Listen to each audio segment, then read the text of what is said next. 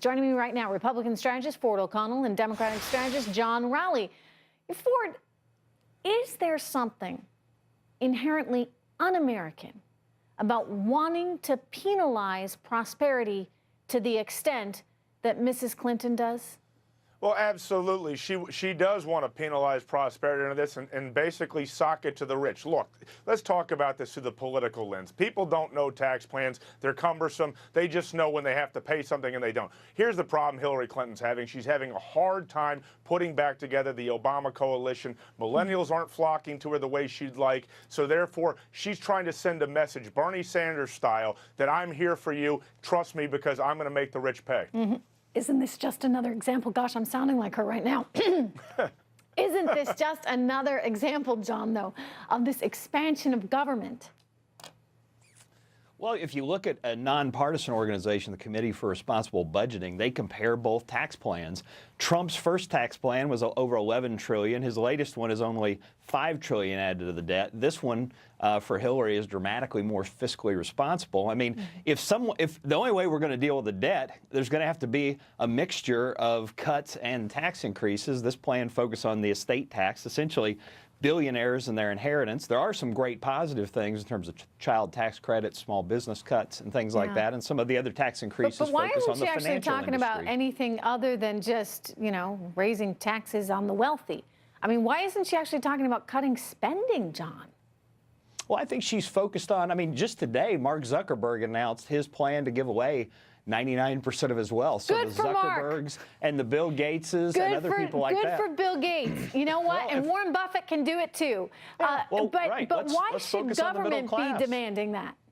Well, I think it's a plan that focuses on the middle class versus what billionaires and 100 millionaires want. Yeah. John, the problem here is essentially, if we really want to get into this from an economic standpoint, government spending is growing so fast it's now 3 times the rate of inflation. So there's only so far you can tax before the system doesn't work, and every time you create a new entitlement, you're going to have to pay for it. The bottom line is Democrats want to go government, and they'll worry about later how they pay for it. I will give Hillary Clinton credit for one thing. Look at the debt. Yeah, but what if Democrats ever cared about plan that? Adds 5 to 11 trillion. 5 to 11 trillion. But that was my point. Look, I agree with you on that. But what if Democrats ever rallied and said, gee, we really got to cut the debt? Only Republicans care. You're trying to pick off voters that you can't find, and that's the political Have you heard of Bill Clinton? Have you heard of Bill Clinton in terms of reducing deficits? Guess what? The voters you need, the millennials, have not heard of Bill Clinton, to be perfectly honest with you. That's really the problem here. That's an interesting point to make, yes. But, you know, before you go on the Bill Clinton kick, don't forget he was living through an exextraordinary economic boom that was all tied to the internet at that time. And, of course, all that evaporated later on. And not as much in his first term. That was more of a second-term phenomenon. A lot of economic growth in 94 to 96. Look, I'm all for fiscal responsibility. I don't see a tremendous amount of fiscal responsibility coming from Hillary Clinton. I mean, it's all fine and dandy that she wants to go after the billionaires. A lot of these billionaires who, by the way, are backing her, you know, she can go after them. I guess she would have to hope that they all die pretty fast, right? So that she can bring in all that tax revenue. Anyway, I want to get to another issue, which is, of course, these polls. We got 47 days to go. Can you imagine that? I mean, time has just flown here. Donald Trump has a lot of momentum right now going into Monday's debate.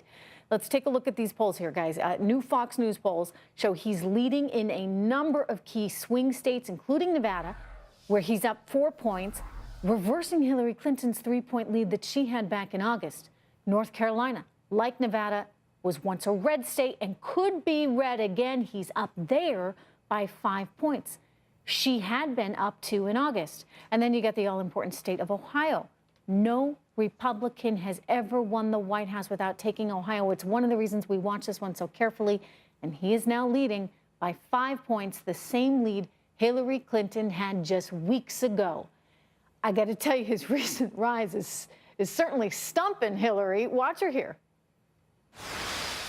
Now, having said all this, why aren't I 50 points ahead, you might ask? Well, the choice for working families has never been clearer. I need your help to get Donald Trump's record out to everybody. Nobody should be fooled. It might help her voice if she stops shouting a little bit. We'll leave that for another day. But Ford, look at all this momentum right now that Donald Trump has. Why, in your view, have things reversed in his favor? Well, because Hillary had an absolutely horrible September, and everything she says, basically what the voters hear, is a lie. He's also had a few events go his way. But look, the polls can change on a dime. Right now, he has the momentum. He's got to keep it going over the next 47 days. Let me translate these polls for the viewer. For those who don't sit around playing electoral college chess like John and I, this is fantastic news. Understand, though, based on the electoral college, which is king, he has the momentum. She is still leading. He's going to have to find a way to get another 10 electoral votes. But if he wins Florida, where do you think they come from? Maine, New Hampshire? I'll tell you. No, well, you're going to get one from Maine. Understand, if you have Florida, Ohio, Iowa, and Nevada, you have 265. Add in Maine, 2, that's 266. Therefore, you're probably going to need to win Colorado, Wisconsin, Pennsylvania, or New Hampshire. But it is, John, still a very narrow path. Oh, I mean, the math is totally against Trump, the electoral math. I mean, essentially, Hillary can lose Ohio and Florida and still easily get the Electoral College. I mean, Colorado and Pennsylvania are key states. All of the polling is really still had her 7 to 8 points up in Pennsylvania. It's hard to see a path for Trump. I mean, if this is his best week of momentum and he still needs 10 more electoral votes, then this is why the debates are so critical. I got to leave it there. Stay with me, though. We're going to come back to you guys. I want to get to another breaking story. North Carolina Governor Pat McCrory demanding, or declaring, I should say, a state of emergency there in North Carolina, calling in the National Guard following another night of violent protests in Charlotte. I mean, this is just unbelievable video that has come into us. The police chief saying he's not going to issue a curfew, but there will be more police on the streets. You will see a greater presence there tonight. Clearly, they need it. And also, we have just learned the family of Keith Scott will see police body cam video of that shooting, but the video won't be released to the public. Fox News correspondent Jonathan Siri is in Charlotte right now with the very latest. Jonathan. Hi, Trish. Right now, I'm standing in front of one of those businesses that was looted during the protesting last night. You can see the police officers standing guard out front. And we have some dramatic video to show you from last night as looters broke the glass doors, went into the store. The owners tell us that they stole most of everything of value that they had in there. When officers came this morning to take a statement from the family owners, once they finished with their investigation, the officers then helped the family pick up the pieces and clean up the store. Perhaps a glimmer of hope of more peaceful days ahead in the future of Charlotte. Meantime, the investigation continues into the shooting, the police-involved shooting of Keith Lamont Scott on Tuesday, which touched off all of these violent protests throughout the week. As you pointed out, police are not releasing video evidence that they have of that incident to the general public, but they have agreed to show it to the family of Mr. Scott, who has requested to see it. The reason they're not releasing it at this point to the general public is that it's likely that there will be additional agencies, state and federal, joining the investigation, so it may not be up for local officials to decide, they say, at this point. Trish, back to you. All right, thank you very much, Jonathan. Well, both Donald Trump and Hillary Clinton are addressing this recent issue, the police-involved shootings we have seen not just in Charlotte, but also Tulsa, Oklahoma. Here's Donald Trump just a short time ago. Watch him. Our country is entitled to live in a safe community. The violence against our citizens and our law enforcement must be brought to a very rapid end. Mrs. Clinton's response sounding just a little bit different. Listen.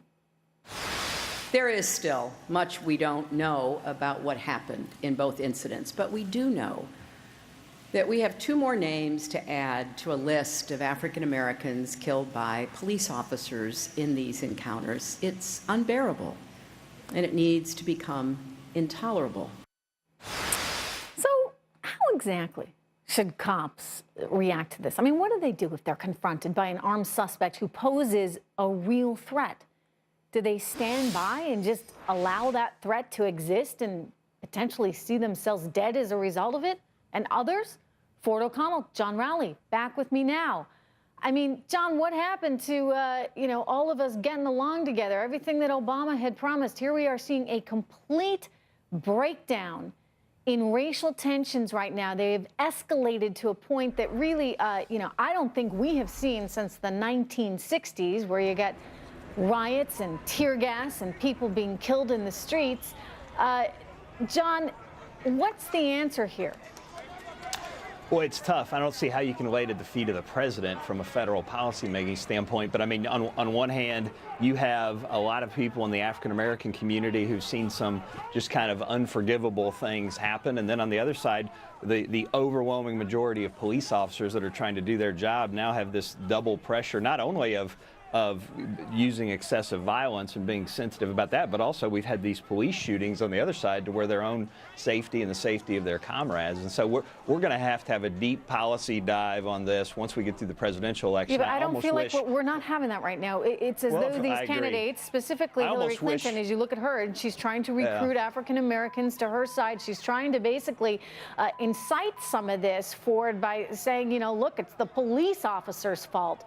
When, you know, I don't agree certainly that she was inciting, in this particular case, as we look at it there in Charlotte, I mean, you had a black officer shooting at a man. So Ford, you know, I hate to see these incidents being used for political purposes, but it certainly feels as though that's what's happening these days. Well, it is irresponsible to speculate on what happened. We just don't know, but that's never going to stop politicians from trying to use it for political gain. Clearly, she's struggling with the black community. We know she's going to win the black community over. We don't know by how much they're going to actually turn out. So she's stoking the flames. It's pretty ridiculous to say all police shootings are intolerable because there may be actually a righteous shooting, and right now the cops have an optics problem, and she's playing on it. Yeah. Well, I think it's not accurate though to say she's stoking the flames. He's the one that came out pushing stop and frisk. I mean, these are two separate. I mean, why do we have to wade into that? Stop and frisk. No, wait a minute. I'll tell you exactly. It's a huge problem. It did work in New York, by the way. Let me tell you this. Stop and frisk is something that actually helps affluent suburban voters who Trump is struggling with actually feel comfort and be concerned about the safety of their community, particularly I'm more concerned about the people that it's going to impact from a police Unfortunately, guys, I got to leave it there. Thank you, as always, Ford and John.